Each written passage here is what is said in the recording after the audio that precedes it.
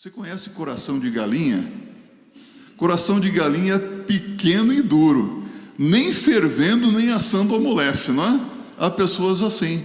E hoje nós vamos meditar exatamente sobre isso. Pessoas com coração duro, que nem mesmo com justiça de Deus sobre as suas vidas, elas abrem o coração.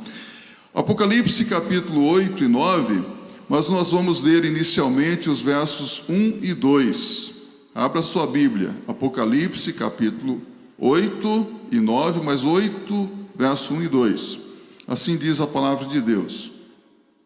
E havendo aberto o sétimo selo, fez-se silêncio no céu quase por meia hora. E viu os 7 anjos que estavam diante de Deus, e foram-lhes dadas 7 trombetas. Que Deus use a sua palavra para falar conosco. Podem se assentar. O sétimo selo, os juízos de Deus das 7 trombetas. Estamos aqui considerando a revelação do livro do Apocalipse, não é? Às vezes nós lemos esse livro e parece que o nosso sangue quer coalhar nas veias, quando nós vemos tantas catástrofes, tantas calamidades, não é mesmo? E aqui nós vemos que o sétimo selo trata dos acontecimentos durante o período chamado de a grande tribulação que virá sobre o mundo. E então, você está preparado para passar pelo período da grande tribulação ou não? Sabe o que eu quero de coração? Eu quero que Jesus volte hoje. Porque se Jesus voltar hoje, será glória para todos nós, não é verdade? Nós subiremos e estaremos para sempre com o Senhor, o que é muito melhor. Há pessoas que dizem, a igreja não vai passar pela grande tribulação. Eu gostaria que não passasse. Eu gosto da posição dos chamados pré-milenistas. A igreja será arrebatada antes da grande tribulação, mas o nosso compromisso é sempre com a Bíblia, não é? Com a palavra de Deus. Nós não nos prendemos a teorias, não podemos dizer, eu sou amilenista, eu sou pós-tribulacionista. Vamos dizer, eu sou bíblico. Eu gosto de olhar para a Bíblia e ver o que a Bíblia está dizendo ao nosso coração, até mesmo para nós não sermos confundidos, porque de confusão o mundo está cheio, não é verdade? Chega de confusão. Os selos mostram o que vai acontecer na história até o retorno de nosso Senhor Jesus Cristo, e mostra que a igreja então terá que passar por algumas circunstâncias difíceis até o dia final do seu encontro com o Senhor Jesus Cristo. Agora, as trombetas mostram o grande sofrimento que virá sobre a terra, sobre aqueles que não são de Jesus, sobre aqueles que se mantêm endurecidos contra Deus, contra a sua palavra, e isso vai acontecer até a volta do Senhor Jesus Cristo. E essas aqui, meus irmãos, essas manifestações da ira de Deus, são expressões da justiça de Deus sobre o mundo. Observe que antes da abertura do sétimo selo, é revelado o cuidado de Deus para com os seus servos. Deus cuida dos seus servos, Deus cuida daqueles que lhe pertencem. Você já notou isso na Bíblia? Jesus diz, aquele que o Pai me dá, de maneira alguma alguém o arrancará das minhas mãos. Aquele que está na minha mão, de maneira nenhuma será arrancado da minha mão.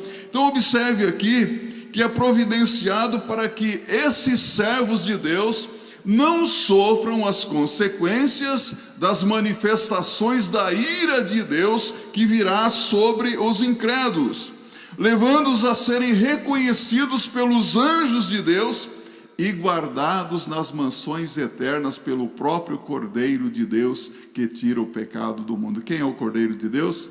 Jesus Cristo, guardados por Jesus Cristo. Agora, na abertura do sétimo selo, a revelação enfatiza então as consequências do juízo de Deus sobre aqueles que não o temem. O juízo de Deus sobre aqueles que não lavaram as suas vestiduras, ou seja, as suas vestes no sangue do Cordeiro. Sobre aqueles que não se purificaram diante de Deus, se apropriando do poder do sangue do Senhor Jesus Cristo. Primeiramente, há um silêncio no céu Há um silêncio que gera uma expectativa muito grande. Um silêncio por quantos minutos? Cerca de 30 minutos. E aqui eu quero brincar um pouquinho com vocês. Alguém já disse que no céu não vai entrar mulher não, porque tem um silêncio de 30 minutos no céu. Isso é só brincadeira, meus irmãos. Porque, na verdade, esse silêncio de 30 minutos aqui, o céu fica em suspense, pela expectativa do grande julgamento de Deus que virá sobre a terra. Os exércitos celestiais ficam em silêncio, porque eles estão observando o que virá sobre a terra. Você pode observar que nos versos e nos capítulos anteriores, há muita música no céu. Não é gostoso cantar louvores a Deus? Gostou de louvar a Deus nessa noite? Oh, como é gostoso estar na presença de Deus, né? Adorando, louvando o seu santo nome. Aqui você vê que a música no céu, alegria, regozijo, a igreja celebrando ao Senhor, os querubins, os anjos, todo o universo adorando, exaltando o nome do Senhor, o Cordeiro que foi morto e reviveu, o Senhor Jesus Cristo. Mas agora essa música cessa. Os exércitos celestiais vendo os julgamentos de Deus sobre a humanidade impenitente que rejeita o Cristo, que rejeita a sua graça, ficam todos em silêncio. Vamos ficar em silêncio só por um minuto?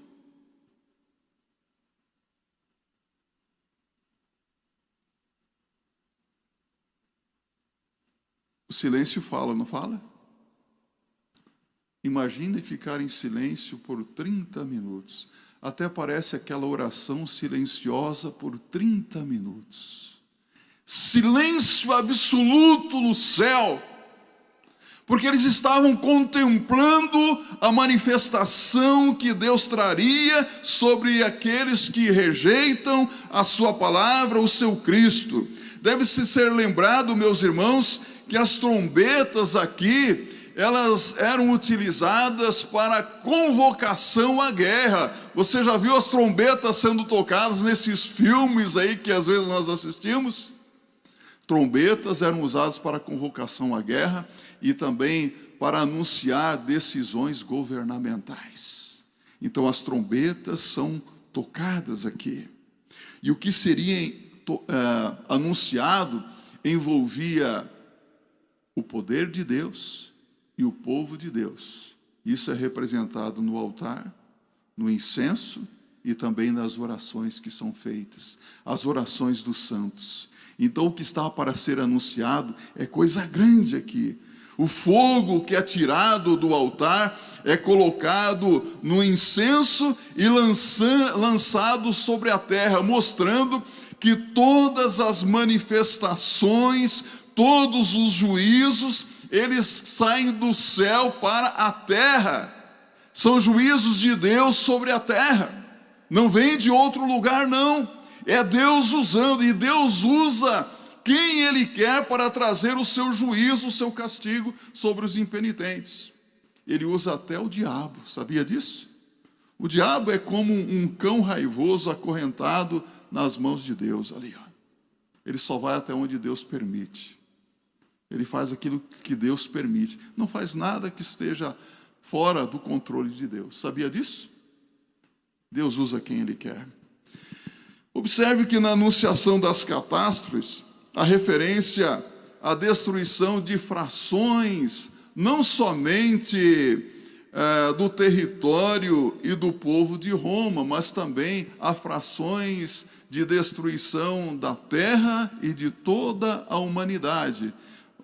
As 4 primeiras trombetas, elas são tocadas, nós vamos observar aqui, capítulo 8, 7 a 13, para você acompanhar na sua Bíblia, mas eu quero que você saiba de uma coisa.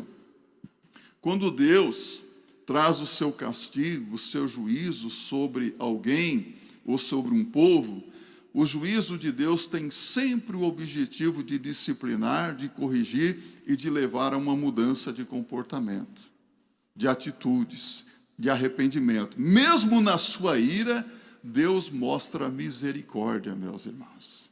Deus é muito misericordioso. Deus se lembra da sua misericórdia. Acompanhe comigo o verso 7 a 13 do capítulo 8. Olha o que diz aqui. E o primeiro anjo tocou a sua trombeta, e houve saraiva e fogo misturado com sangue, e foram lançados na terra. E foi queimada na sua terça parte, queimou-se a terça parte das árvores, e toda a erva verde foi queimada.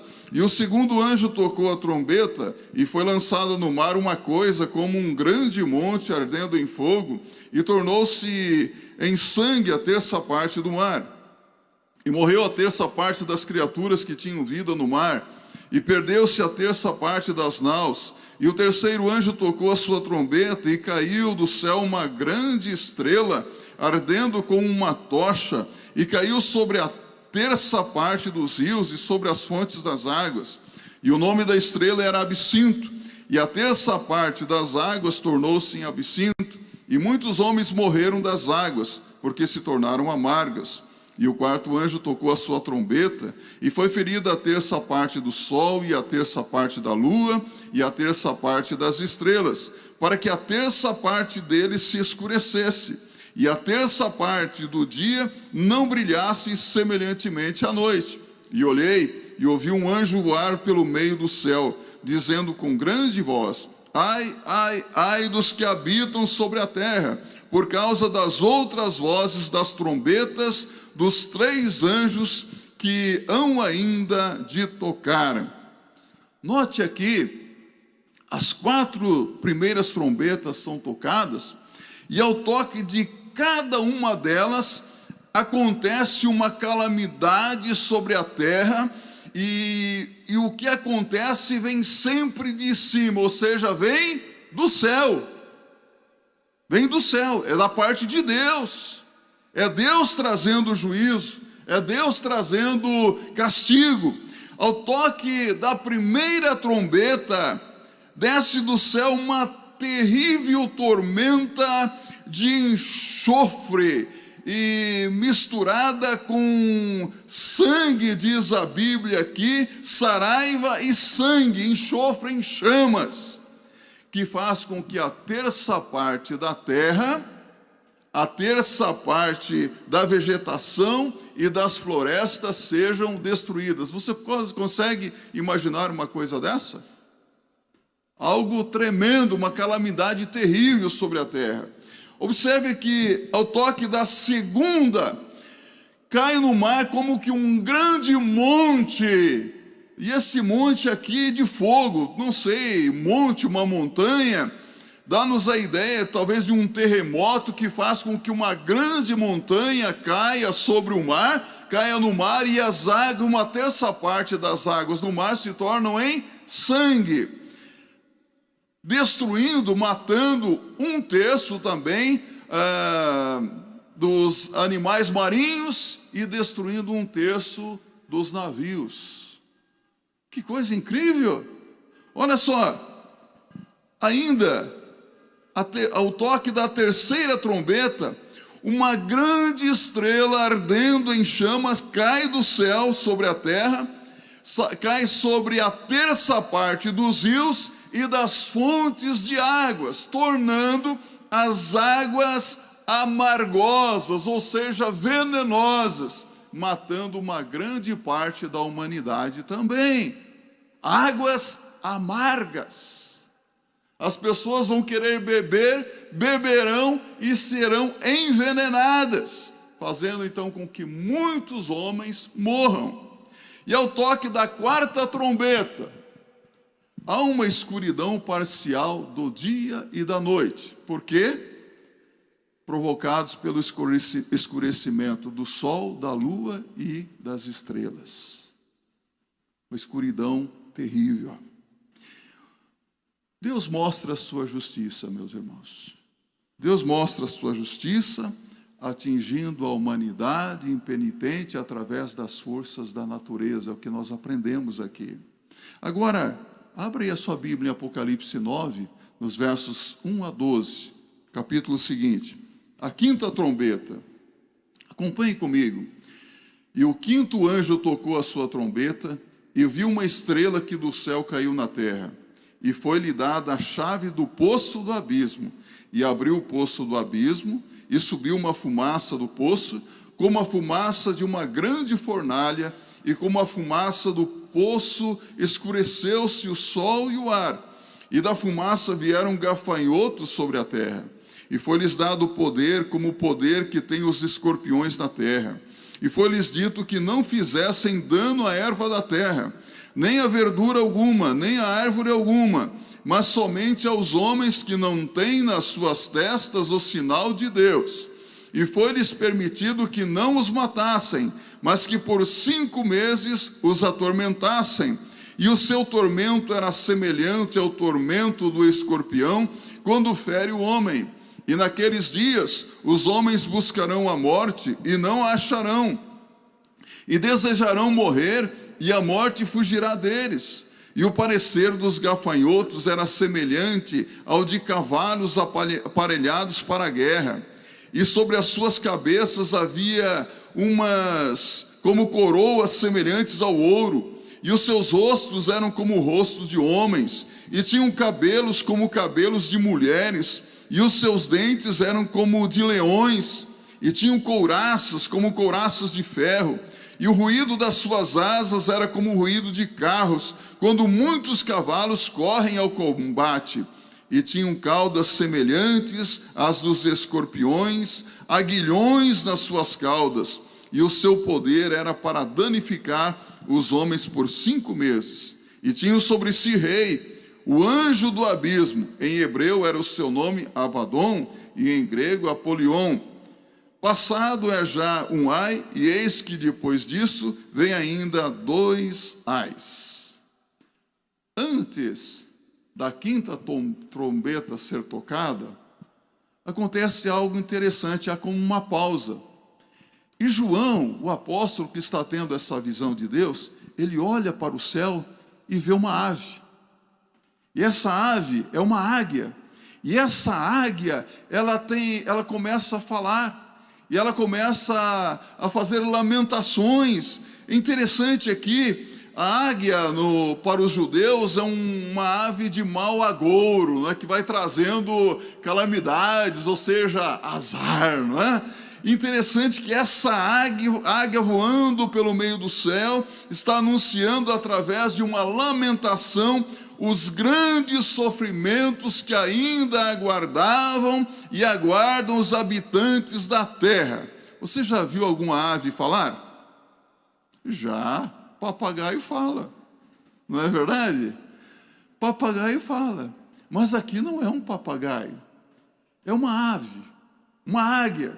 Mas eu quero dizer para você, o Apocalipse é um livro simbólico, não significa que é uma águia, mas aqui a Bíblia está nos mostrando as coisas que ainda vão acontecer, e há um lamento por causa de todo esse sofrimento. A 5ª trombeta é tocada, e o apóstolo tem novamente uma visão de algo que vem do céu. Uma estrela, é uma estrela que você leu aí? Uma estrela que cai do céu e abre um profundo abismo e um poço profundo, e essa estrela alcança o mais profundo abismo, as profundezas da terra. E é interessante que sobe como uma fumaça escura, e do meio dessa fumaça saem como que uma nuvem de gafanhotos. Só que esses gafanhotos aqui são gafanhotos diferentes. Esses gafanhotos, eles não atacam a vegetação. Eles são proibidos de atingir, de devastar a vegetação. Eles atingem a quem? Os homens. E a aparência desses gafanhotos aqui é interessante também. Esses gafanhotos, meus amados irmãos e irmãs, eles surgiram de onde? De um abismo? Uma estrela caiu do céu? Apocalipse capítulo 12, verso 12. Você quer ver quem é essa estrela? Essa estrela se chama Satanás, o diabo. Ai dos moradores da terra, porque o diabo caiu sobre ela e tem grande ira. E esse exército infernal, essa cavalaria do inferno, até parece que eu estou falando ficção para vocês hoje aqui, não é? Mas não é ficção, não. É a verdade. Essa cavalaria infernal, ela é liderada, aí aparecem os dois nomes no hebraico e no grego aqui, por alguém que se chama o diabo, Satanás, que é o nome do diabo, no Antigo e no Novo Testamento. Coisa assustadora. Sabe, isto quer dizer que esse sofrimento virá sobre a humanidade. As pessoas hoje rejeitam a Jesus Cristo. Há muitas pessoas rejeitando Jesus, não é? Rejeitando a palavra de Deus. Quem rejeita a Cristo, lamentavelmente, abre o seu coração para o maligno, dá brecha para o maligno agir.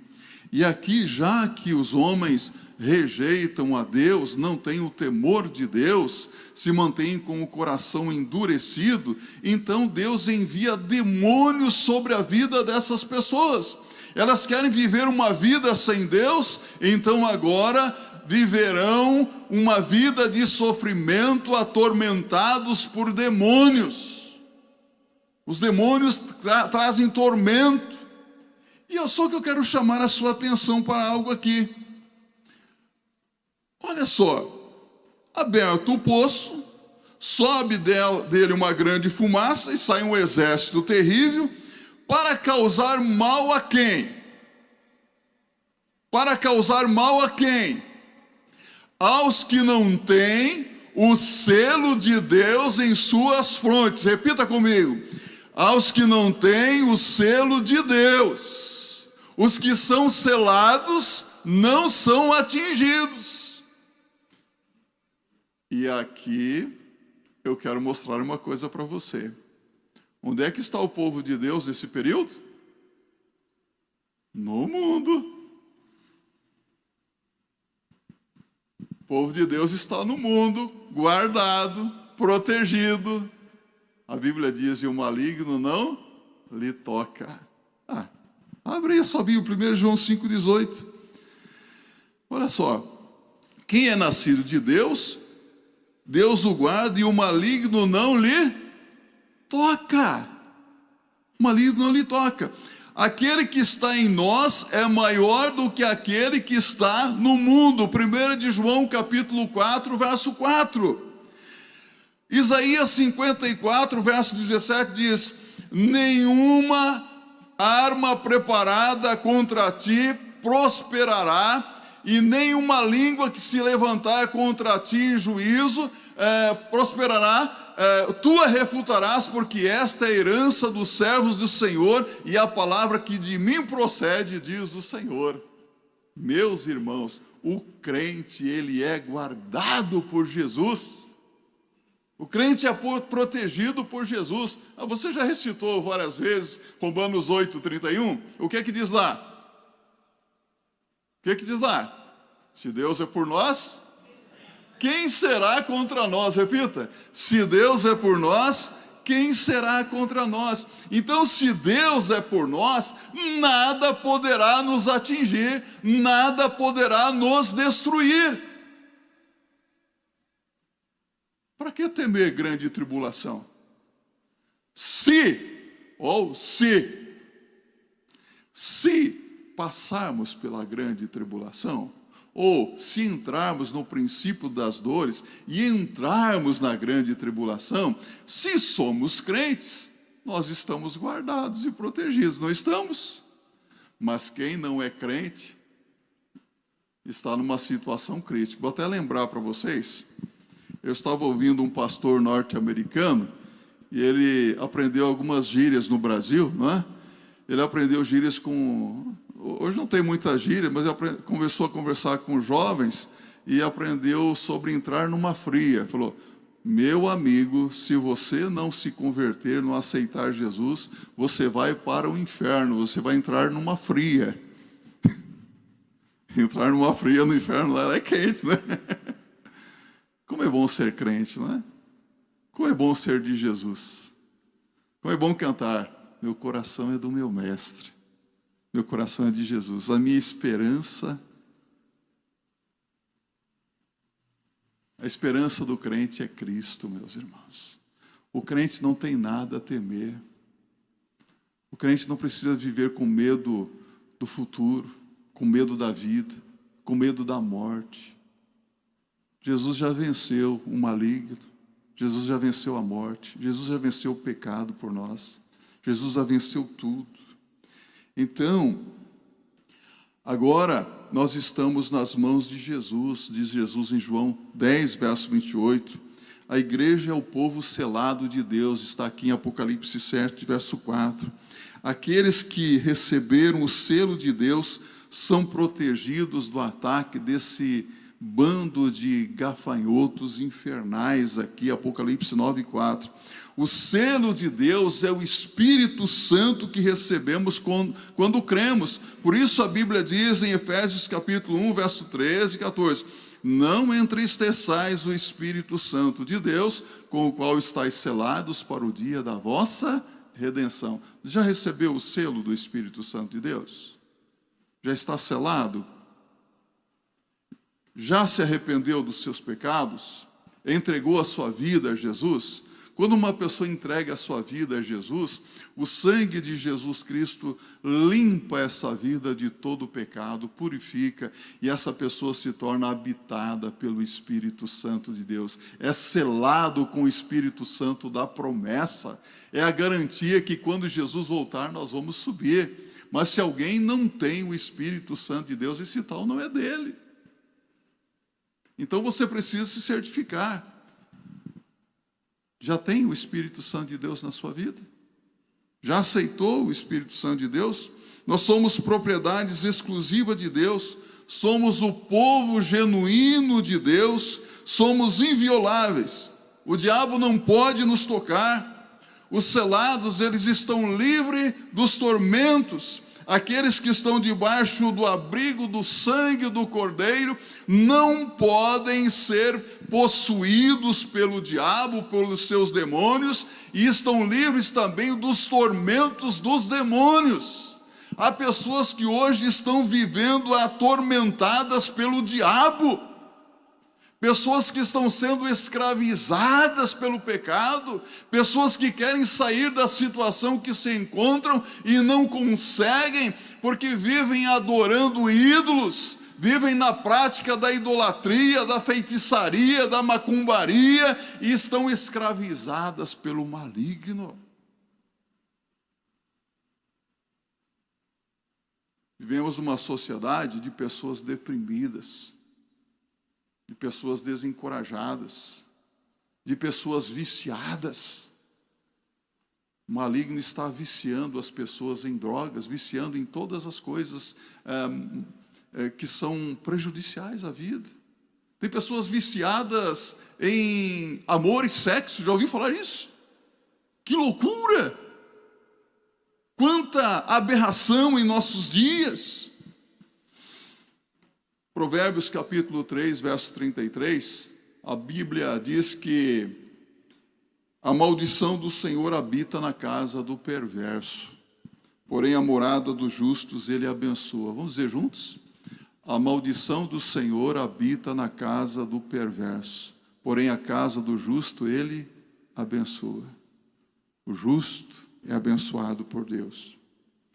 É interessante que esses gafanhotos não poderiam matar essas pessoas, mas causar tormento por um período de tempo aqui, 5 meses, não é um período nem curto nem longo, não é?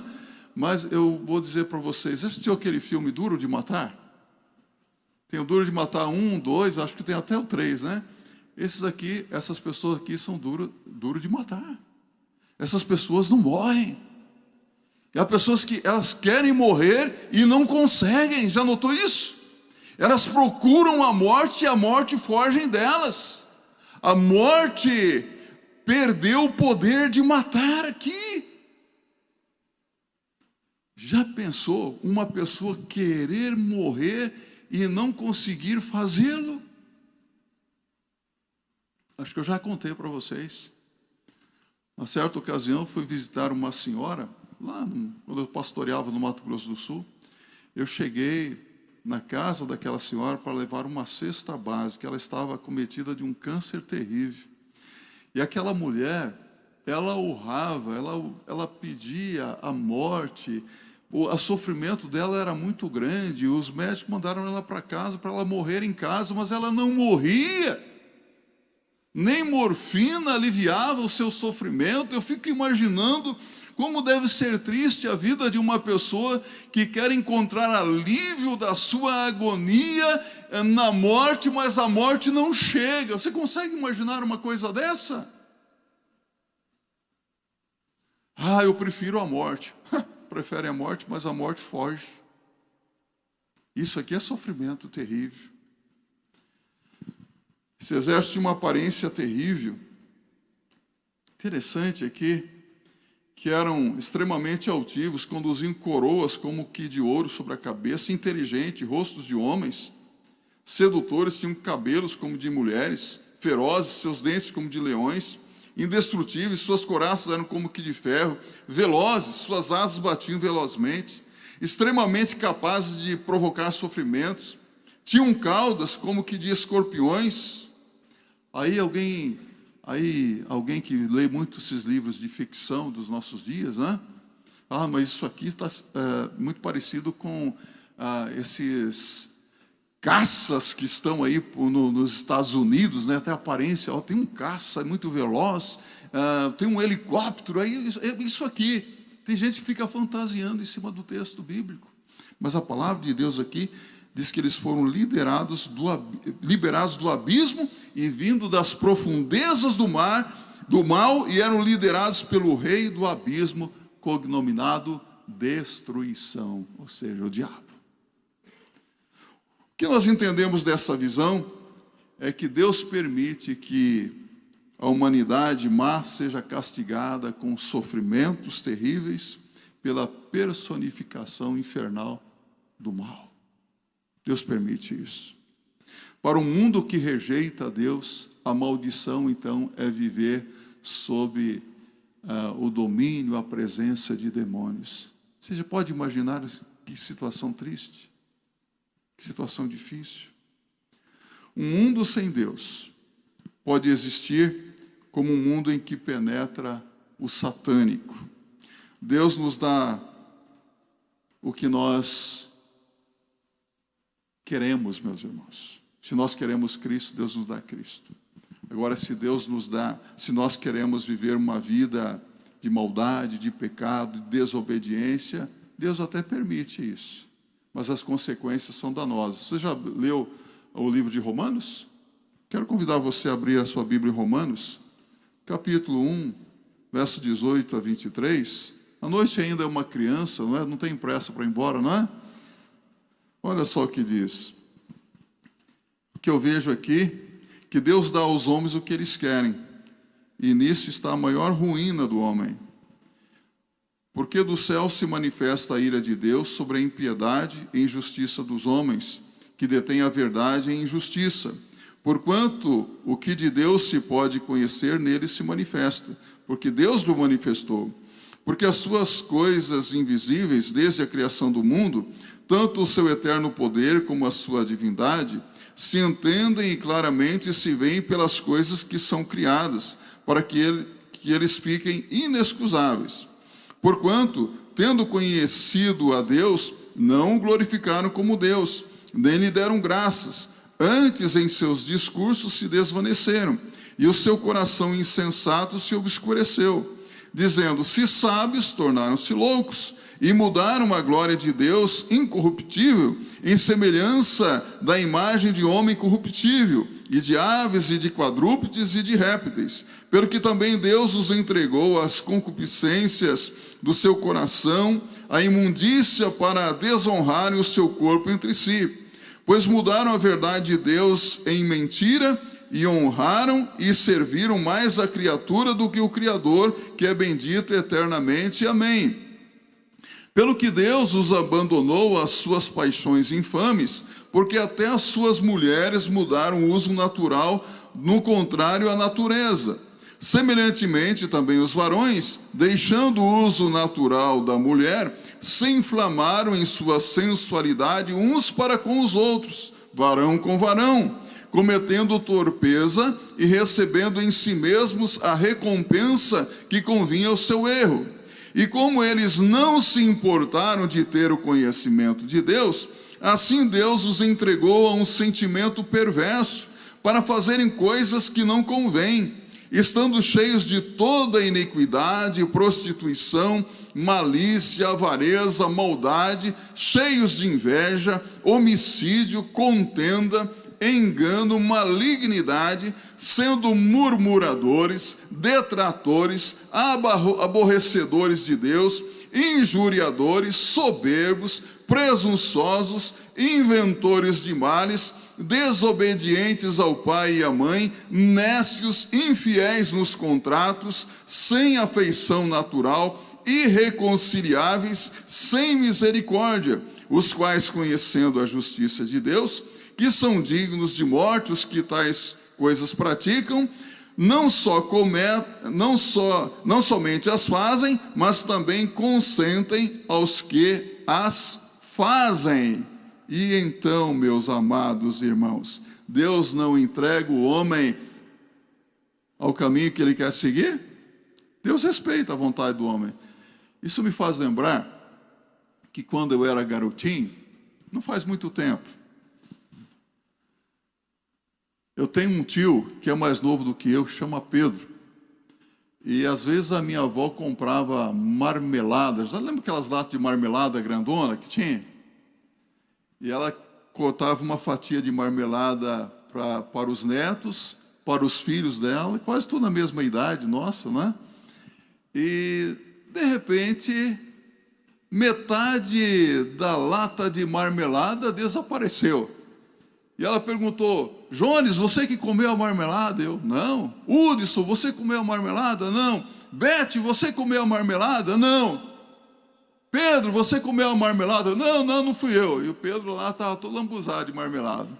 Ela disse assim: então agora, Pedro, você vai terminar de comer essa lata de marmelada e tem uma outra lata de marmelada na despensa para você comer mais tarde.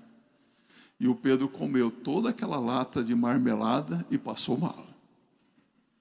Sabe, às vezes Deus dá o que o homem quer. É a marmelada que você quer? Coma a marmelada.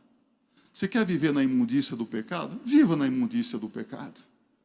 E você vai sofrer as consequências de desejar aquilo que você quer, mas que é prejudicial para a sua vida. É isso que Deus faz, meus irmãos. Mas Deus não é maldoso. Deus adverte, Deus castiga, buscando um arrependimento, um quebrantamento no coração do homem. Acompanhe comigo Apocalipse 9, 13 a 19, a sexta trombeta. E tocou o sexto anjo a sua trombeta, e ouviu uma voz que vinha dos quatro pontas do altar de ouro, que estava diante de Deus, a qual dizia ao sexto anjo, que tinha a trombeta: solta os quatro anjos que estão presos junto ao grande rio Eufrates. E foram soltos os quatro anjos, que estavam preparados para hora e dia e mês, a fim de matarem a terça parte dos homens. E o número dos exércitos dos cavaleiros era de 200 milhões, e eu vi o número deles.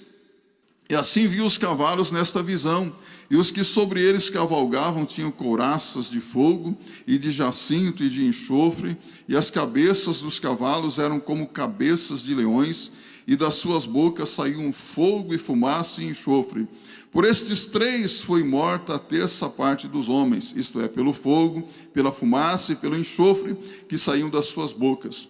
Porque o poder dos cavalos está na sua boca e nas suas caudas, porquanto as suas caudas são semelhantes às serpentes e têm cabeças, e com elas danificam. Olha o toque da sexta trombeta, essa voz vinda do altar aqui libera os quatro anjos ali do rio, que estavam junto ao Eufrates, que estavam preparados para aquele dia e hora.